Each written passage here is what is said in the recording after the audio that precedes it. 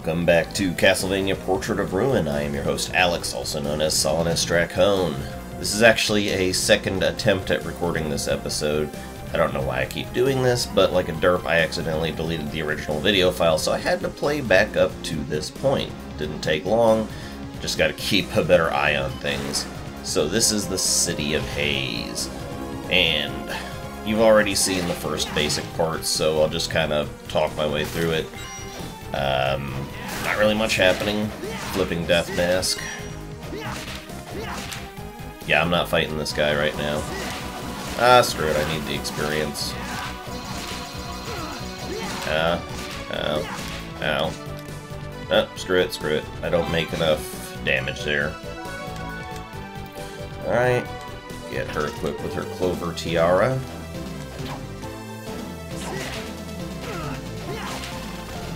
And like I mentioned before, this is going to be a nothing but whips run. I'm basically going to be using only whip-type weapons, leather whip, vampire killer, etc. So, yep, that's how it's going to be. I know there are other weapons, but I prefer the whip. As I said, if I am doing a Belmont, I like them to use a whip.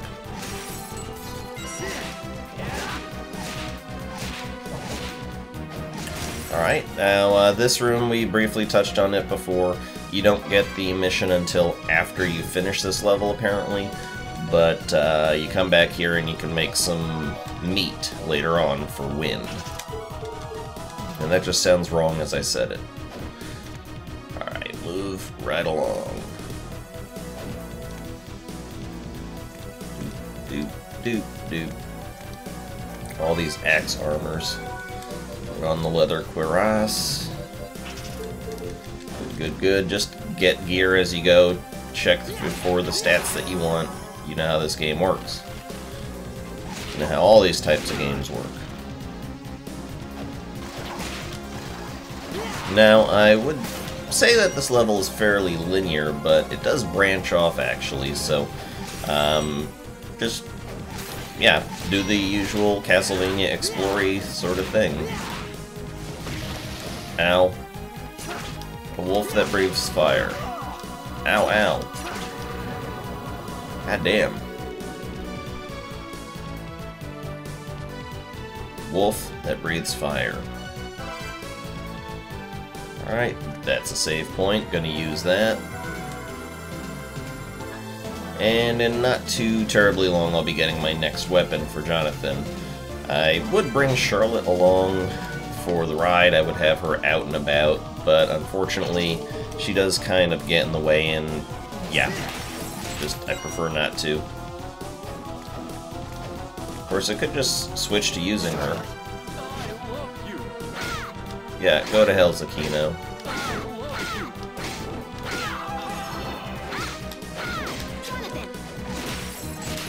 Yeah, John's just doing more damage at this point, so that's how it's going to be played.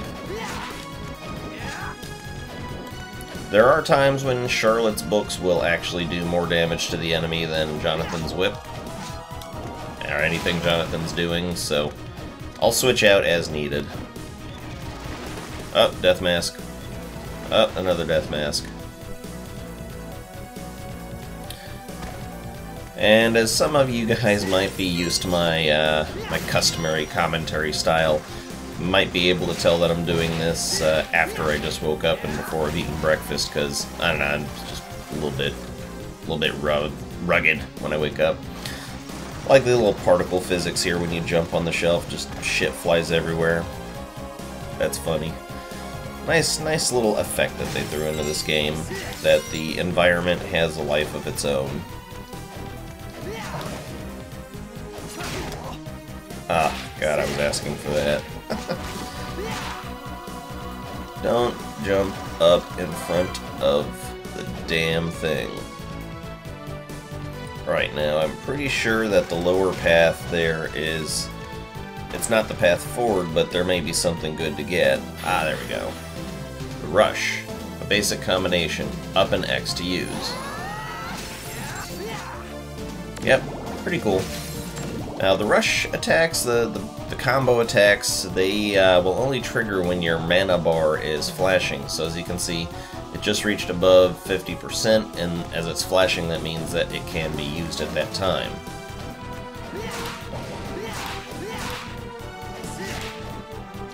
Sometimes the axe comes back, sometimes it doesn't.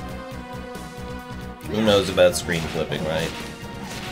Ah, we're in a nice little bakery. We got the cinnamon rolls and bagels and all that.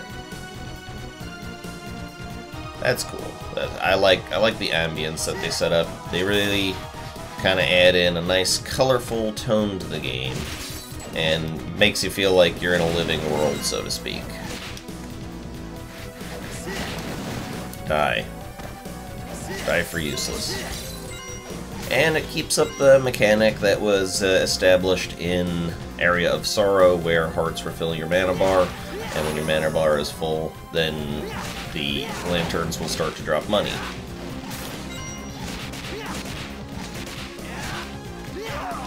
And this is just one more reason I like using the whip. It's got a touch of hang time. Just a little touch of hang time. Which is nice. Whoop, whoop, whoop. Fornius, the jellyfish. That thing is freaky. Don't walk out of my range. Screw you, Zakino. Alright, great, got my leather whip.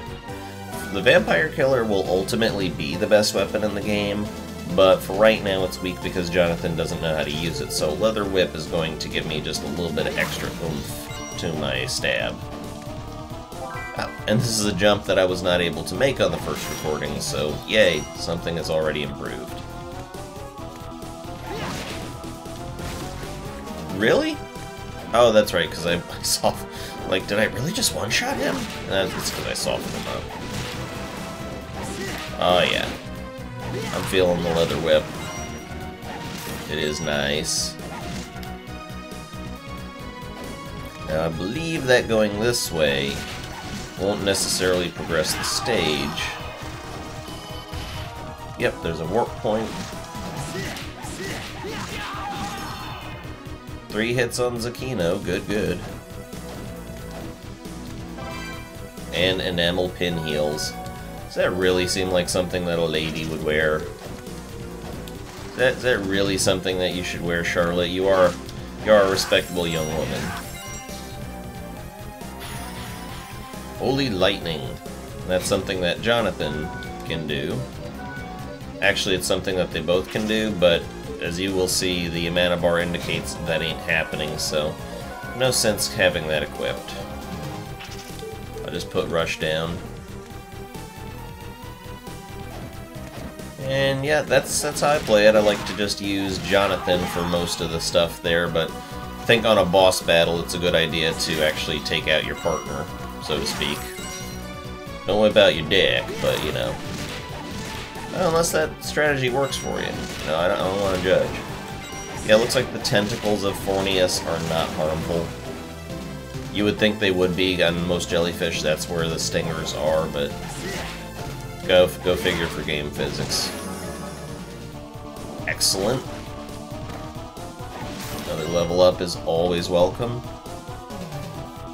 And now we come to Marked Street. Not Market Street, Marked Street. And then Victorian Sentinel or something? I don't know. This is supposed to be like Englandish, Europe-ish kind of setting in this painting. Not exactly even sure where the castle is. The overall castle. I mean, most of what you're doing is going to be inside the paintings, and paintings all have their own little different themes. Save the game? Yes. Okay, good. So coming up is a bit of the puzzling element of this game, where you have to make use of the dynamics of switching back and forth. So what you got to do is first summon a partner and do the stay thing.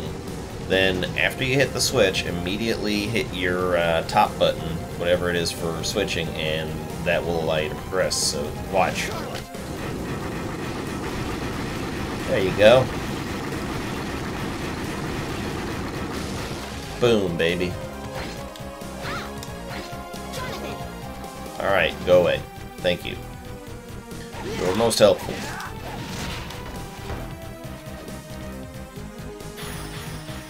Skill cube. Call partner to use their skill or magic. So we can summon Charlotte to do her little magic spells anytime we want. That can be useful. I'm gonna just follow out this lower path a little bit here. Cool. 3-shotting the axe armors is nice. Yep. And this is where the game begins to branch off a bit. I think actually I'm supposed to go this way. Just for right now, I'm gonna go this way. Church. As in Church Street. As in, I don't know. And yeah, only the top of the eye is doing that, okay.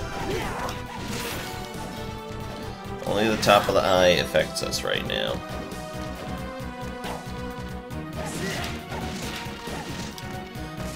Alright. Now, this room here may seem like a bit of a dead end. It's not. We get Gale Force. That's a decent enough spell. This part right here, as you can see plainly on the map screen, that it is, there is a way up.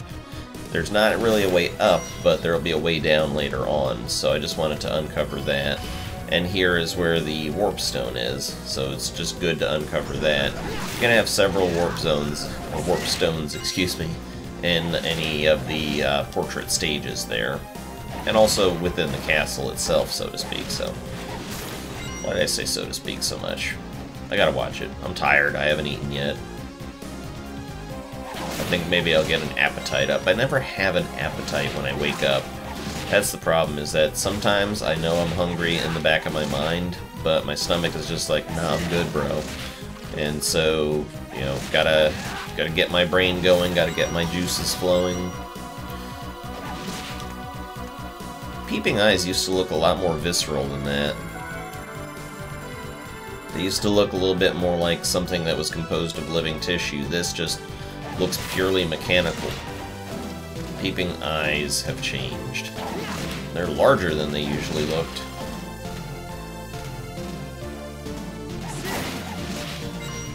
Dink.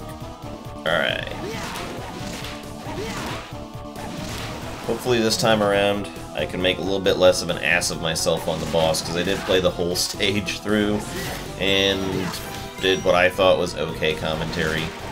Oh yeah, now we're doing like 6 damage to the death mask. Let's get him into ground that's a little bit more favorable for what we're trying to do. I need to stop skipping enemies. One-shotting the mini-devils. Fantastic. Excellent. Hoopalan. Let's see here. Yep, more defense. I'm down with that. Now, of course, we're starting to have choices here. We could give her more intellect, which would increase her damage with her spells, but her defense would be decreased. Yeah. I also have been kind of not taking caffeine very much, so yeah, that's possibly affecting my mental state. I wouldn't say I've been 100% caffeine free, but I've greatly reduced my intake because, you know, if you drink a caffeinated beverage or, you know, intake any caffeine, that shit hangs on for hours and it can keep you up. So I typically have found that when I take periods of no caffeine that I'm able to get to sleep a little bit easier. My body seems to store that a little bit more. Damn you, Death Mask. Stop looking like some kind of weird druid thing. Damn it. I hate you. Just double check. Yep, there's nothing over here. I don't know why there's a dead body on the bed in the middle of the thing. I guess just because it's the church. But I didn't know that churches kept dead bodies around. Sakino.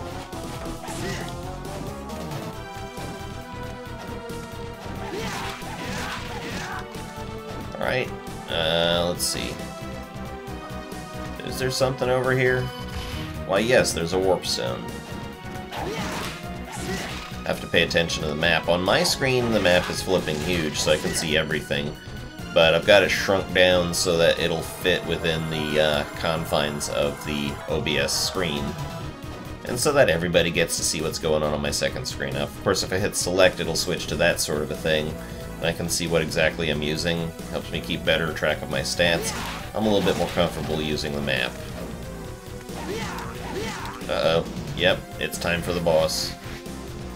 Now, unusually, the boss is not the end of the stage. There's still more left in the stage.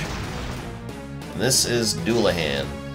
Now, the whole shtick here about him, first, let's go ahead and summon Charlotte, because she can do some damage from the back line. Just try to get some damage done here. Now, that's something you gotta watch out for, is when this guy grabs for his head. Yeah, okay, it looks like I'm gonna fail just as hard against him. Okay, so yeah, you've got to keep this guy from getting his head, so when you see his hand go up, that's when you need to get up there and smack that head so that it doesn't go into his hand, because those attacks can be devastating. Do I have... yeah, I've got a couple potions, so that's good. And yes, you do have to sit through this animation every time. It's not not an impossible battle, okay? It's nothing that you won't ever be able to handle, but just be warned that you've got to be a little bit more careful with boss attacks, or boss, battles in this game, because they do bring some of the challenge back. Oh, and this is actually a good spot to be in. Oh, wow, yeah. I'll take it. I'll cheese this boss. That's fine. Oh, yes. Alright, I don't know how you can possibly make that happen, but it happened. And that's fine by me. I was able to cheese the boss. Phew. That monster just now seemed to be the core of the magic energy. Meaning Bronner can't use the castle's power now? No, not quite. His control of the castle's powers decreased a bit, but... decreased a bit? I think there's something else. My oh my. I can't use that voice, that's terrible. I knew I smelled something. Seems like some maggots got inside. Ah, a vampire. My, such attitude. You dare disrespect somebody of my caliber? I'm a lady, Lady Loretta. As you said, your battle just now may have weakened us a bit. However, I do have some tragic news for you. This wasn't the only one of my father's paintings. I knew that. I can obviously tell by sensing the movement of the magical energy. Oh god, Charlotte, you've got such sass. What an amusing sight. A child who fancies herself an adult. You have anger, Charlotte.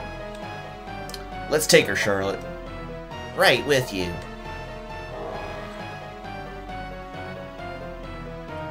Ah! The whip! Hank Hill voice, okay. Jonathan, what are you doing? Unfortunately, I have strict orders from Father not to fight you. Now, if you'll excuse me. Why did you stop attacking? It was like some strange power was... oh, never mind. Sure it was nothing. I probably just imagined it. Sorry. Oh, well. Like that vampire said, I sense other paintings. Can't pinpoint their exact location, though. We'll just have to find them. Let's head back to the castle. Yep. Mysterious powers explain everything. Why else would Jonathan have held his fist? Acrobat cube, so jump off of your partner's shoulders. You don't get to do a, unfortunately get to do a trampoline effect, but it's still good to help you reach certain out-of-reach obstacles there. Alright. Just kind of clear this room out a little bit. Try to get rid of that thing. Alright, doing more damage against the death masks. They're not really deadly enemies, they're just freaky. And they're a little bit of a pain in the ass to get to, but they're not that dangerous, the death masks.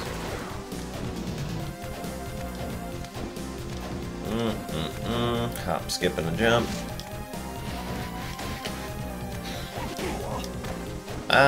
I find it sometimes a little difficult to control the hopscotching thing, because, as you can see, I was able to do it easily there, but sometimes it doesn't work quite that way. The cape is a wonderful thing for +1 defense. Beautiful. Awesome. I am loving the leather whip. It is good times. Now this is one of those situations where unfortunately we can't move forward because we need another game mechanic to open that up for us. I also find it suspect that Jonathan's able to use pretty much every weapon he picks up. He's supposed to be just a little kid with no training.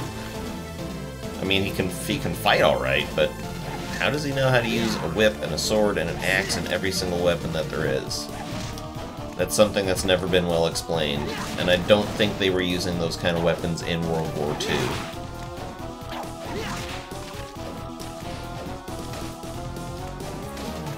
There you go, okay. Now the Moonwalker boots, those are interesting. They, thought I had some boots earlier than this. Well, the Moonwalkers will give you a better slide back. A little bit, so I wouldn't necessarily use them over a weapon or an item that would give me better defense, but it's still nice to know that you've got something that will slightly increase the distance of your dodgebacks. Alright, let's go down here. Actually, no, let's go back, because I'm trying to do as much completion as possible, get as many items as possible. And in this room, we'll find more of the wolf fucker. Oh wow, got an axe. Hell yeah. That is a rare-ass drop. Let me equip that.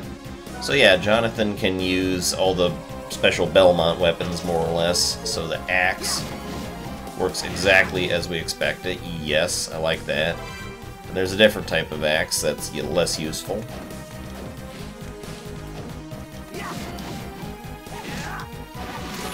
Yeah. Still mana-based, which is fine. That's perfectly fine. Just hit up some heart containers. Charlotte, you're just getting in the way. When you have your partner out, if they take damage, then actually they just decrease the mana bar. It doesn't affect your life, but then you may need to have some more mana than normal at some points, so just be very cautious about when you have your partner out, because the AI in this game does not give a fuck when it's your partner. They will just get in and start attacking. No evasive tactics at all. They just don't give a fuck.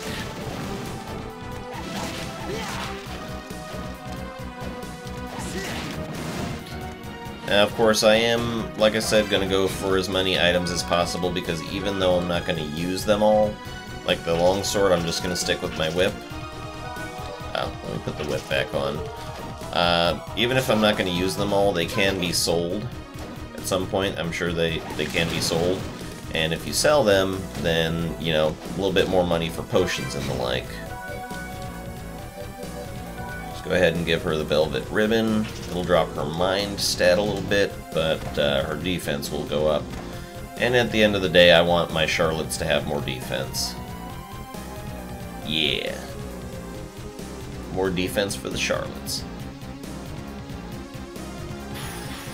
Push cube. While pushing an object, call your partner to help you push. Alright. Yeah, you have to do it while they're there. So this is, you know, this is part of a puzzle that, as you can see, it leads back to that area where before I was talking about looked like a dead thing. Like a dead end. There you go. Looked like a dead end before. That's what just opens that path up. It's a quick way back. And here is just Axe Armor Central. Woo! Okay. I'm obviously overthinking this. I can tank a few hits. I can tank a few hits. That's fine. Con boost, which is something that, actually, that may be of some use to me there. So let me put the con boost on. And, yep, that raises my con stat. Wait, why are you still standing there, Charlotte? Go away. Fuck off, Charlotte. Con up, basically believe that, yeah, that's just a helpful defense stat. More HP, more defense. Pretty good. Alright. Drop through. Tell Charlotte to piss off. Yeah, I think I'll just keep on refreshing con boost. There's no harm in that, I say. Alright, so that's pretty much the city of Haze pretty much done. So I'm just gonna go back and get one final little bit of, one final thing done. Things that we can do while we're in the city of Haze. We're gonna leave and come back just for a minute.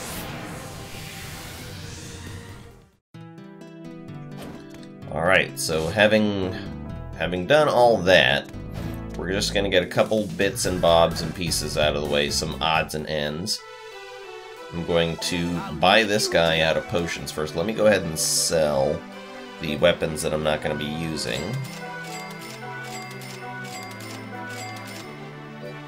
And I'll hold on to the gear for right now, just because, but I do want to buy him out of potions. Potions are going to be damn useful in this game. And I'll want Castle Map 2, which, as we can see, shows a lot more of the castle. So, that is very good. A blank book. That doesn't look like it'll be any help. I'm glad that they show the, on the screen there what will increase what. Combat fatigues, no way. It's way too much money. Just, or... Can't... Ooh, combat boots, huh? No, that's expensive as shit. I am not... No. Do not buy weapons and shit from this guy. Alright, let's talk to Wind. What will it be today? How are things? Supersonic Punch. This is your training. Alright. So that gives us a quest to, and we'll take a look at that there. No. Guides? Yes, quests. So we're looking at quests. Preparations are already complete. And then Supersonic Punch is the next one. So go to the butcher in town and mince some meat to get ground meat. And that's what I was talking about in the previous episode. That now opens up. So let's just go back. It's really, it's going to be a real quick thing. Just get it out of the way. We head back to the city of Haze, which I'm pretty sure is supposed to be London. Supposed to be like London, I suppose. Con boosted. But go away, Charlotte. Thank you for your assistance. Con boost really takes absolutely no mana, so yeah, I'll keep my defense up. Occasionally I may switch that out, but yeah, that's a mechanic that I'll use.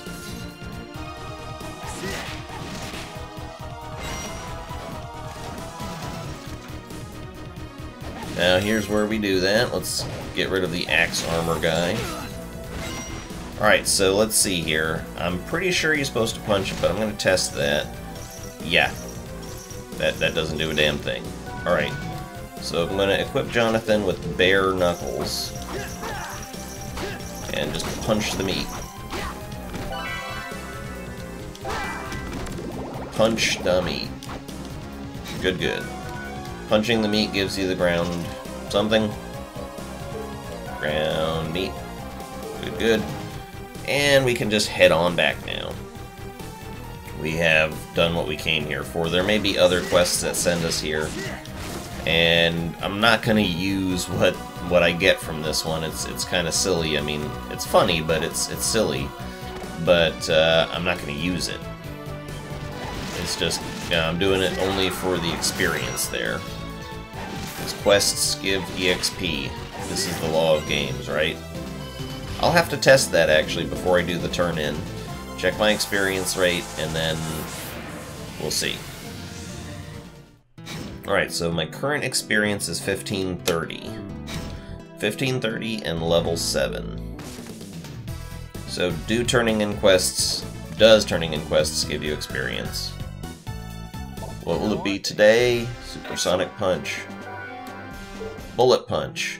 Alright. 1530. So it gave a little bit. Did it?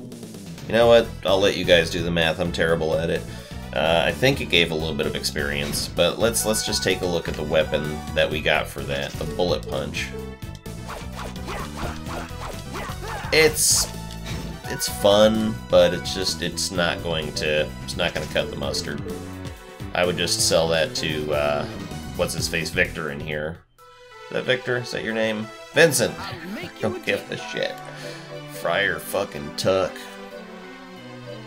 Ground meat I'll hold on to though. Ooh, and the Bullet Punch is damn valuable. Yes. Thank you.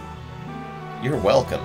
Alright, so I think that's going to do for an episode. I actually got it done a bit quicker than I did last time because I sucked at fighting Duelahan, then I figured out the tricks, so sorry about that. You didn't get to see the fresh-faced run. Well, Rust run anyways.